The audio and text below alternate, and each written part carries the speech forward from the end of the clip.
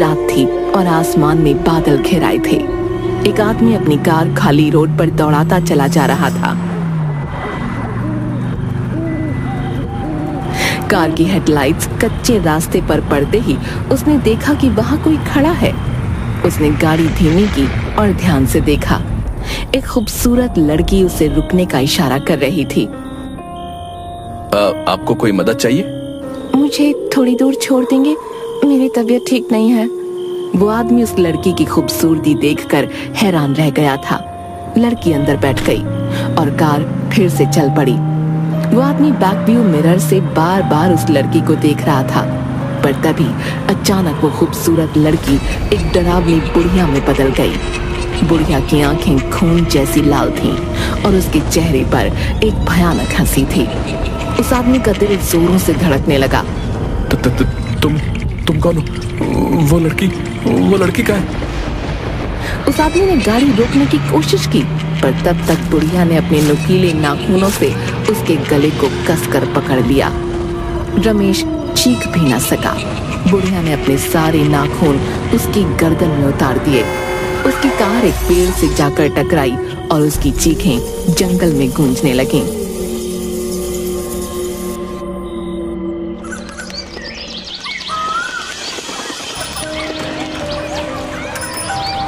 राजीव, तूने अपना होमवर्क किया कि नहीं? हाँ माँ, बस थोड़ा सा बाकी है। शांति, खाना तैयार है, बहुत भूख लगी है। हाँ, बस 5 मिनट। ये पवन का खुशहाल परिवार था जो गांव में अपनी सादगी भरी जिंदगी जी रहा था। पवन खेती बाड़ी करता था और शांति घर की देखभाल। उनका बेटा राजीव गांव के स्कूल में पढ़ता था।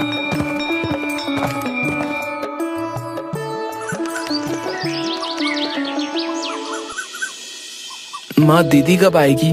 शायद अगले हफ्ते छुट्टियों में। इस परिवार की सबसे बड़ी गर्व की वजह थी उनकी बेटी अन्विता। अन्विता शहर में पढ़ाई कर रही थी और गांव में छुट्टियों में ही आती थी। लेकिन इसी गांव में एक चीज थी जो बिल्कुल सही नहीं थी। आज सुबह मैं अपनी पड़ोसन रानी से मिलने गई थी। वो बता रही थी कि उसके दूर के चचेरे भाई को चुड़ैल ने मार डाला। कौन चुड़ैल? इतने लोगों को वो मार चुकी है और आप पूछ रहे हो कि कौन चुड़ैल? आजकल तो उसने आतंक फैला रखा है। अरे क्या आप लोग भी? चुड़ैल वुड़ैल कुछ नहीं होती है, कोई इंसान ही मार रहा होगा। पुलिस को अपना काम करने की जरूरत है। होती है बेटा, तुम्हें क्या पता। रात गहरा चुकी थी और हर कोई अपने अपने घरों में सोने की तैयारी कर रहा था। अचानक रात के सन्नाटे को चीरते हुए एक लड़के की चीखें सुनाई दी और अपने अपने घरों से बाहर निकलने लगे। ये कौन है? क्या हुआ? चलो देखते हैं। लड़का भागते हुए पवन और शांति के घर के पास पहुंचा। उसकी सांसें तेज थीं और वो बुरी तरह डरा हुआ था। लोगों की भीड़ जमा होने लगी। बचाओ, बचाओ मुझे। क्या हुआ बेटा? क्यों चिल्ला रहे हो?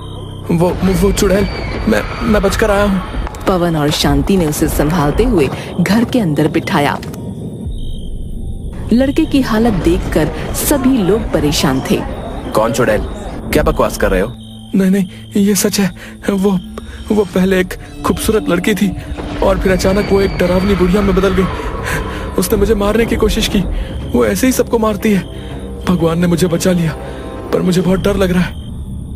लड़के की बातें सुनकर सभी लोग हैरान और परेशान थे।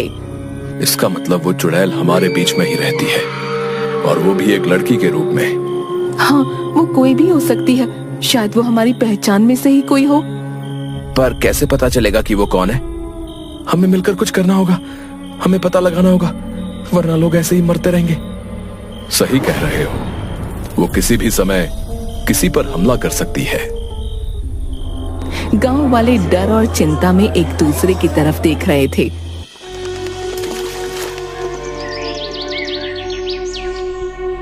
दो तीन दिन गुजर गए। लोग खौफ में जी रहे थे।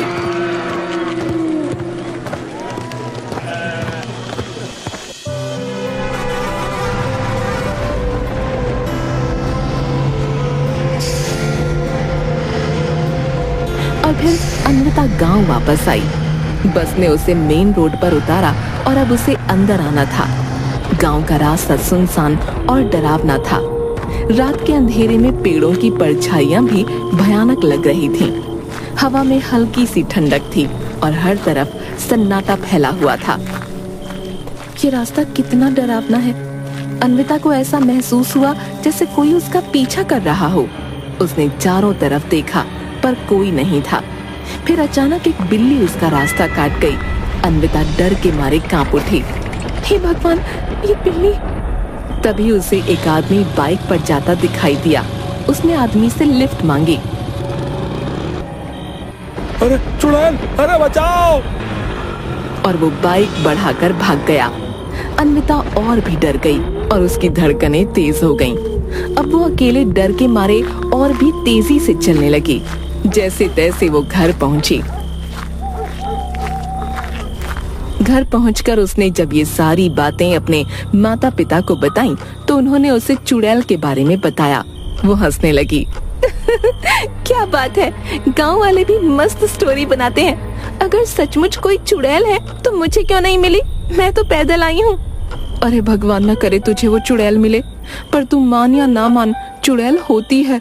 इसलिए रात में बाहर ना निकलना। तू अगर हमें पहले बताती कि तू आने वाली है तो हम तुझे रात में आने ही ना देते। अच्छा ठीक है, अब मैं सोने जा रही हूँ, बहुत थक गई हूँ। उसकी आंखें धीरे धीरे बंद हो रही थीं। तभी उसे अचानक एहसास हुआ कि कोई उसकी खिड़की से झांक रहा है। उसने खिड़की की ओर देखा, लेकिन वहां कोई नहीं था। उसने उठकर खिड़की को बंद कर दिया।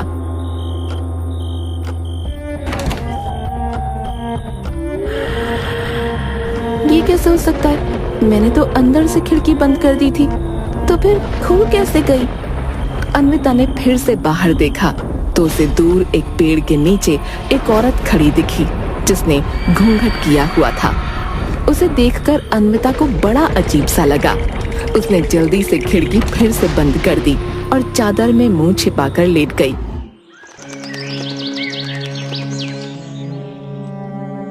अगली सुबह जब उसकी आंख खुली तो वो रात के बारे में ही सोच रही थी।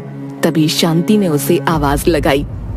ये देख, हमारे घर के सामने ये पायल पड़ी हुई है। ये किसकी हो सकती है? पता नहीं किसकी है। अरे हाँ, मैंने कल रात देखा कि... अन्विता अपनी बात पूरी कर पाती उससे पहले ही लोगों के रोने और चिल्लाने की आवाजें आने लगीं। उन दोनों ने पास जाकर देखा तो पता चला कुएं में से एक लाश निकली है और ये लाश उसी लड़के की है जिसने चुड़ैल का राज लोगों को बताया था। हे भगवान, अब चुड़ैल लोगों को उनके घर में घुसकर भी मारने लगी। आप लोग समझ नहीं रहे हैं, ये किसी चुड़ैल का नहीं, इंसान का काम है। हमें पुलिस को खबर करनी चाहिए। तू शहर से आई है, तुझे समझ नहीं आएगा। पुलिस चुड़ैल का कुछ नहीं बिगाड़ सकती। कोई अन्विता की बात मानने को तैयार नहीं था, लेकिन अन्विता अपनी बात पर अड़ी रही। उसने पुलिस को फोन करके बुला लिया, लेकिन उसे क्या पता था कि सब कुछ उल्टा होने वाला है। हाँ जी, तो यहाँ क्या हो रहा है? मौतें हो रही हैं और लोगों को लगता है कि ये सब चुड़ैल का काम है। आप लोग पता लगाइए ना कि इसके पीछे कौन है। ठीक है, हम गांव में पूछताछ करते हैं। पुलिस ने सबसे पूछताछ करी और सबका यही कहना था कि ये एक चुड़ैल का काम है। उन्होंने लाश को भी देखा। लाश पर एक भी खरोंच नहीं थी। उसे उन लोगों ने पोस्टमार्टम के लिए भेज दिया। अब जब पुलिस वाले वापस जाने लगे तो रात हो चुकी थी। वो लोग अपनी जीप में जा रहे थे, पर तभी अचानक उन्हें सामने वही खूबसूरत लड़की खड़ी हुई दिखाई दी। मुझे शहर तक जाना है, क्या आप लोग मुझे छोड़ सकते हैं? आप तो वही है ना जो... हाँ, मैं वही हूँ। आइए, बैठ जाइए। लड़की उनके साथ बैठ गई, लेकिन अभी उनको चलते हुए 1 मिनट भी ना हुआ था कि वो अपने असली रूप में आ गई। उसका असली रूप देखकर सब घबरा गए और साथ ही उन लोगों की गर्दनें भी तोड़ डालीं।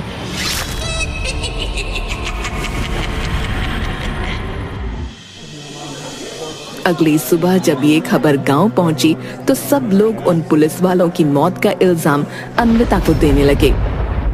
अरे, हम सब ने बताया कि ये चुड़ैल का किया धरा है, लेकिन अन्विता नहीं मानी। अन्विता की वजह से ही उन लोगों की मौत हुई है। मुझे माफ कर दीजिए। तुम्हें अगर अभी भी शक हो तो ये पायल देख लो, जो पुलिस वालों की लाश के पास से मिली है। सेम पायल तुम्हारे घर के सामने से भी मिली थी। मुझे अब कोई शक नहीं है। अब हमें किसी तांत्रिक बाबा को बुलाना चाहिए, वही कुछ कर पाएंगे।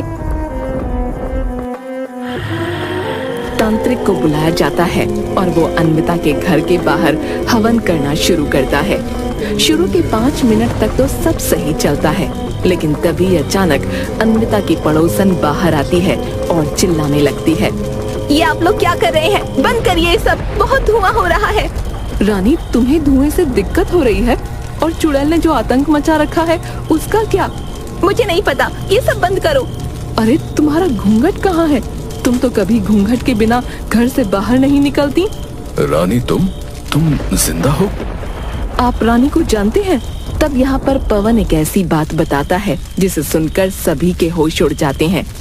शांति से पहले उसकी शादी रानी से हुई थी, लेकिन रानी एक दिन अचानक गायब हो गई और उसने उसे मरा हुआ मान लिया। इसके आगे की कहानी रानी बताती है कि असल में वो एक चुड़ैल है, पर उसे पवन से प्यार हो गया था, इसलिए उसने उससे शादी की। पर उसे जल्द ही समझ आ गया कि उसकी और पवन की दुनिया बहुत अलग है और वो उसे छोड़कर चली गई।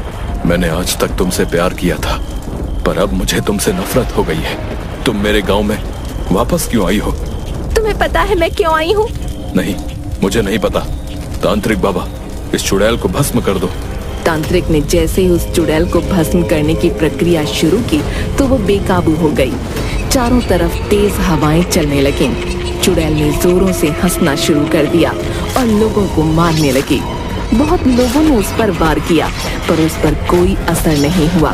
तांत्रिक के मंत्र भी अपना काम करने में असफल हो रहे थे और इसी बीच चुड़ैल शांति को मारने उसकी तरफ बढ़ी। पर ये अन्विता ने देख लिया और अपनी माँ को बचाने के लिए वो एक चाकू लेकर आगे बढ़ी और उसने चुड़ैल के पेट में चाकू मार दिया। चाकू लगते ही चुड़ैल जमीन पर गिर पड़ी।